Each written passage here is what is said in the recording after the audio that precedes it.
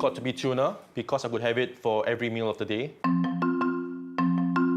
It's just, it's childhood food. I grew up eating luncheon meat quite often. Cooked quail eggs in a can. That is my current favorite. It's cheap, it's convenient, and it can last for a very long time. COVID-19 has led to a spike in sales of canned food all around the world. It is perhaps not surprising that we're turning to canned food in a pandemic. After all, it has its roots in wartime rations. In this episode, I find out everything there is to know about canned food. Are they all the same? And how can they help us maintain a healthy diet? It all started in 1795, when the French government offered a cash prize for new food preservation methods to better feed their army. The winning idea, to use heat to preserve food in glass jars, came about some 15 years later. The English improved upon this by substituting glass bottles with tin cans, a process they patented in 1810. But the canned food revolution truly took off in the late 1890s, when American companies capitalized on technological advancements to make, fill, and close cans at high speeds. These are the top 5 best-selling canned food items at NTUC Fairprice, the nation's largest supermarket retailer. Coming in at 5th place, we have tuna, followed by longans. In 3rd place, we have button mushrooms. In 2nd place, sardines. And in 1st place, we have canned pork, such as luncheon meat. Among canned pork, luncheon meat is one of the most popular items. I've seen over 10 varieties on supermarket shelves. But what is it about pork luncheon meat that makes it so appealing? I'm going straight to the source, a luncheon meat factory, to meet Amy Chen. Her job is to improve the flavor profiles of products under Golden Bridge Foods, something she describes as a precise science.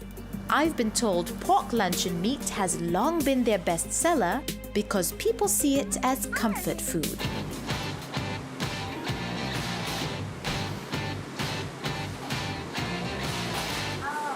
I see this is the thawing and grinding room. That's right. So at the end of the thawing tunnel, our meat are in workable condition. So right away, they will be put in the trolley like such. They will be put inside the lift arm right here. And with the push of a button, you can lift up the entire trolley into the grinder and start grinding. Would you like to give it a try? You want me to press the button? It's the green button right there. Okay, I feel a lot of responsibility on me. All right, well, I'm going to put all this meat into the grinder. Press this button? That's right. Okay, 1, 2, 3. Wow. What I've just thrown into the grinder are shoulder and leg cuts, as well as fat from other parts of the pig, which is then blitzed into a mince. So is this all that goes inside a can of luncheon meat? No, not yet. We have other things to add. And in the mixer, we're going to have the herbs and spices, as well as some salt, sugars, and some preservatives in there.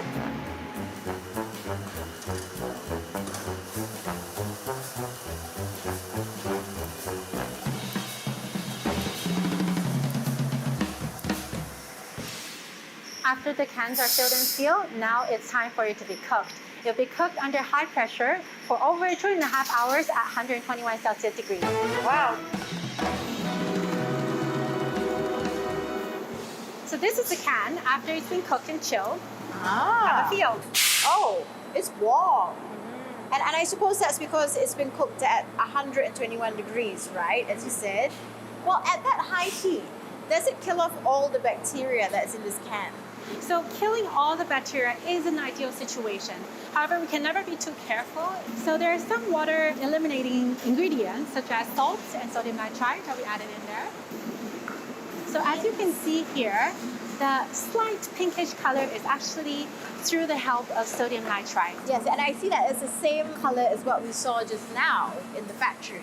It has not changed at all. Without the sodium nitrite, it doesn't really have the same color that consumer acceptance usually are familiar with, as well as it also gives a similar taste that reminds you of childhood. So is there a high sodium content? So the sodium content is clearly indicated, and as you can see from the label, we have recommended 4 servings per wine can. So on the label itself, it also has a recommended picture to show you that this is 1 serving. And if you really follow the guideline, you are only consuming 20% of your recommended daily allowance. Ah, right. Okay. Well, my producer, she eats about 1 can at a time. So she really needs to know that advice. The cans of luncheon meat I see here have an average shelf life of 3 years, which makes them the best kind of food to stock up on. But the very process of extending its shelf life, that is, subjecting it to high heat and pressure over a prolonged period of time, also breaks down the food, changing its texture and destroys certain natural flavors, changing its taste. To compensate for the loss in taste and texture, often sugar, salt, and saturated fat are added. We all know that canned food will never taste like fresh food, but how far off is it?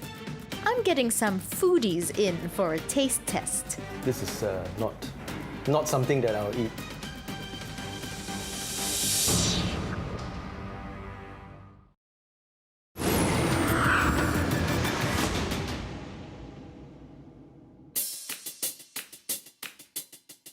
The process of canning kills the texture and certain natural flavors of food.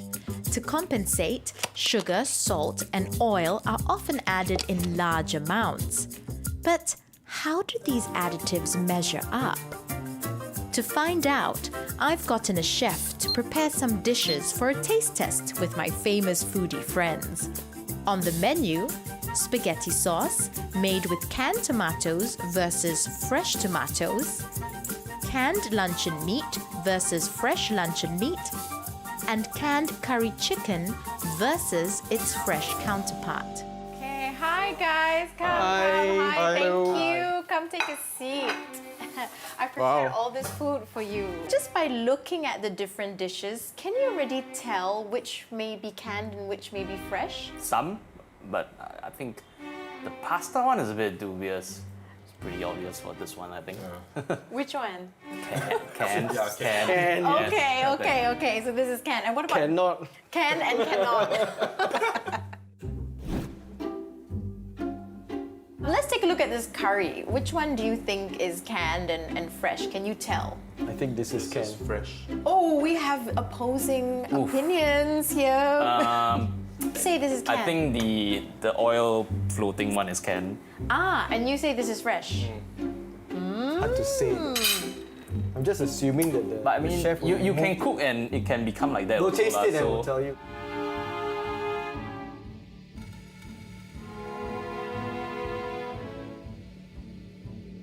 Definitely, this is the can. Chicken is all turned mushy, so this is not something that I'll eat.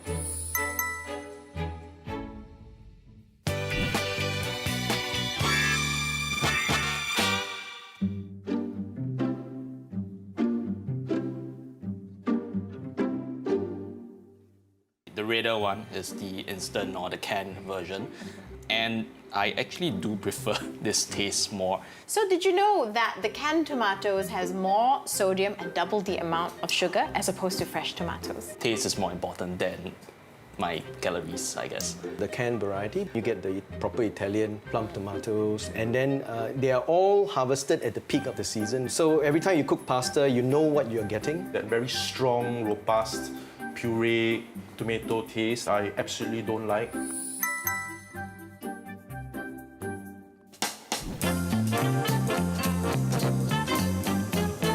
So we are going to move on now to luncheon meat. I'm going to put one on each of your plates. So Let's make some room there.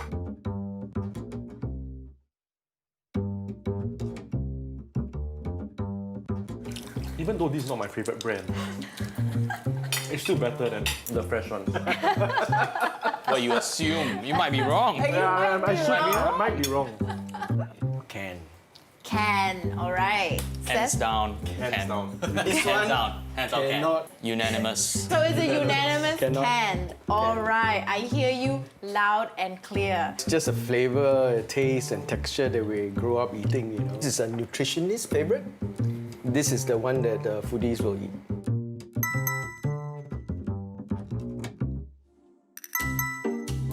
Apart from canned curry, canned tomatoes edged out fresh tomatoes due to its rich color and more robust flavor. Because of the added sugar and salt, canned luncheon meat was the ultimate winner, and clearly because of the copious amounts of sodium and fat in it compared to its fresh version. So we do love our canned food, and often it's because of the additives which help ensure that the taste of these preserved foods isn't too compromised. Beyond sodium nitrite that's in luncheon meat, there are many others listed on nutrition labels. From flavor enhancer INS621, more commonly known as MSG, to xanthan gum, a thickening and stabilizing agent that prevents ingredients from separating.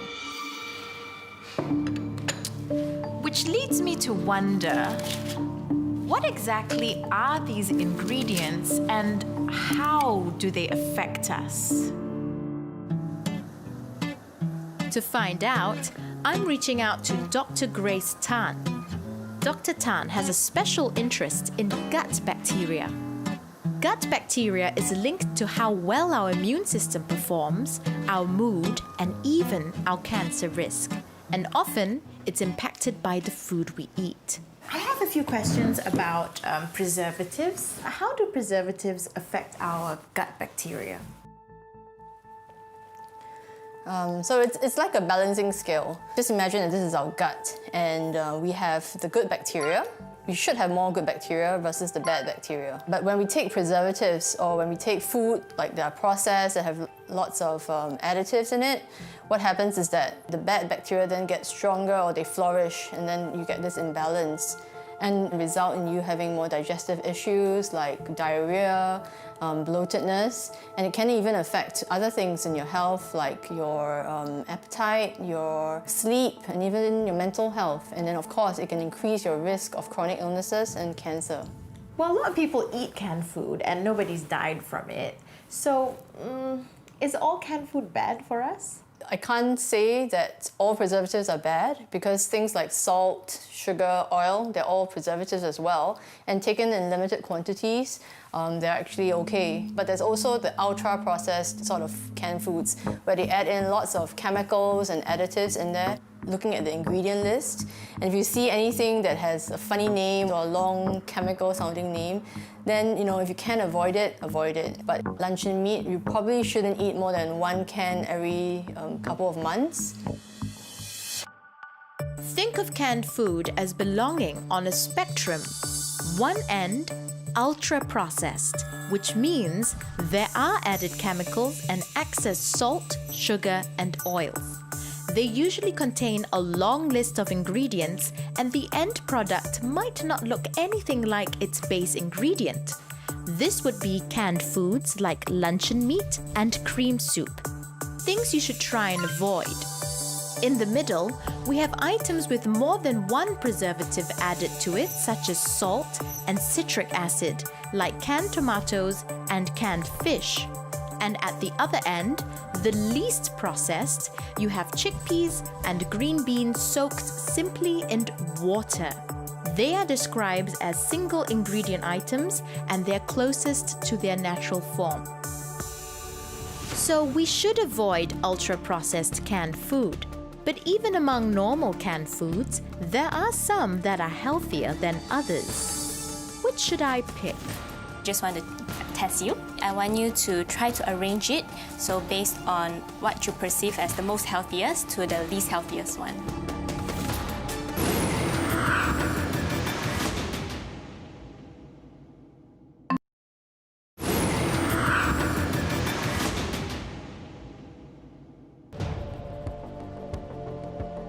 When it comes to canned food, I know I should avoid ultra-processed canned items, rich in sugar, salt, and fat. But I want to know, among those that aren't ultra-processed, are there some that are healthier than others? So I'm getting some help from dietitian Jennifer Shim. Jennifer. Hi, Shada. Hi. Oh, wow. This is a lot of, I'm assuming that this is all canned food. Yes, this is just some canned food that you can actually find on the shelf. So before we start anything, I probably just want to test you. All right. So basically, I want you to try to arrange it. So based on what you perceive as the most healthiest to the least healthiest one. So this is cream mushroom soup. And then this is sardine, luncheon meat, stewed pork, and this is tuna in sunflower oil. And these are 2 fruits in syrup. And this is green peas and then baked beans. Right. Yeah. Okay. The baked beans is in... It's in tomato sauce. Tomato sauce. Yes.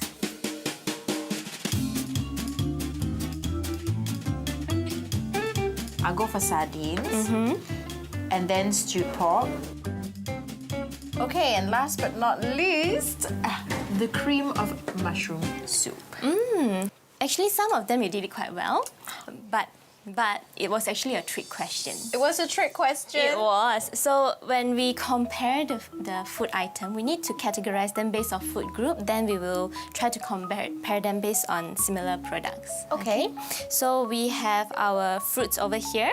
Okay. So we put them in the same group, and then we have our vegetables, which is our beans. I've got a beans. A mushroom soup. Okay. So I will need your help to put that over there. Okay. And we have our proteins over here, which is some meat and our fish. Okay, Okay. so to summarize, we have our fruits, and then we have our meats, and then we have our vegetables. Yes, we can start off with our fruits over here. Okay, so these two, they are quite similar because they are fruits in syrup. So which means that it is generally higher in sugar. So if you want to choose a healthier option, we can always choose canned fruit that is packed in water instead of packed in syrup. Let's look at the meats here. The sardine and the tuna would be a healthier choice as compared to the meat. The reason is because sardine and tuna is actually quite high in omega-3, which is good for our brain development and also cognitive function. Whereas if we look at meat, okay, for canned meat or processed meat, I would say we want to limit their intake because not only it is high in sodium and saturated fat, evidence suggested that eating processed meat is associated with certain cancers such as bowel and stomach cancer. So in my understanding, this was the healthiest one, right? What's the reasoning for that? Is it because it's in water? Yes, and it is also a single item. So a rule of thumb by looking at canned food, I know it's very hard to choose, but single item is generally healthier option. So this green peas is a single ingredient? Yes. Because it's green peas in water? Yes. But is tuna a single ingredient in this case? It's tuna in sunflower oil. Right. So basically the oil will give it a higher calorie content. So Yes. that's 2 ingredients. Correct. So can canned food be as nutritious then as fresh food? When the fresh fruits and vegetables are being transported over a long distance or being kept for a long period of time, they may lose some of their nutrients. Whereas canned food, they are being canned almost within hours after picking, and this can help to preserve many of their nutrients. Right. For the most part, the fiber content of canned fruits and vegetables are equal to their fresh counterparts. In fact, certain canned products can offer higher levels of vitamins and nutrients. Canned pumpkin, for instance, have been found to have higher levels of vitamin A compared to fresh pumpkin. In canned tomatoes, heat in the canning process releases lycopene, a nutrient with antioxidant properties. Which leaves me just one more thing to investigate. Now, we all know that canned food has an average shelf life of about 3 to 5 years, but that is if it isn't opened. How long can it keep once I've popped open the can? I don't know about you, but I often have half-eaten canned food and simply store them in the fridge. Still looks good enough to eat. To help me figure this out, I've engaged a lab to do some tests for me. They got samples of open-canned button mushrooms that were kept in different conditions in the fridge over a period of 5 days. These samples were tested for the presence of bacteria. This is the brine water we drained and wrapped with the cling wrap. And other side, we drain the samples and transfer the food sample to plastic box. Microbiologically, the food 5 days, there is no any issue, all clean, no bacteria. No bacteria at all. No bacteria for up to 5 days. Check the difference between this and this also is unopened can. Oh. You can see the color difference. By day 3, mushrooms in both had color changes likely due to oxidation. Even though there was no bacteria detected in any of the samples, Mr. Renugopal does not recommend eating any type of canned food that has been left in the fridge beyond 3 days. And to be perfectly safe, do not leave your leftover food in the can. Rust started forming on the inside of the can just after 1 day in the fridge. Instead, pour out the brine water and transfer the food to an airtight container. So here's what I've learned. Canned foods can help us maintain a healthy diet as long as they contain limited additives such as sugar, salt, and fat. But often, the worst contenders have high additives, which we enjoy.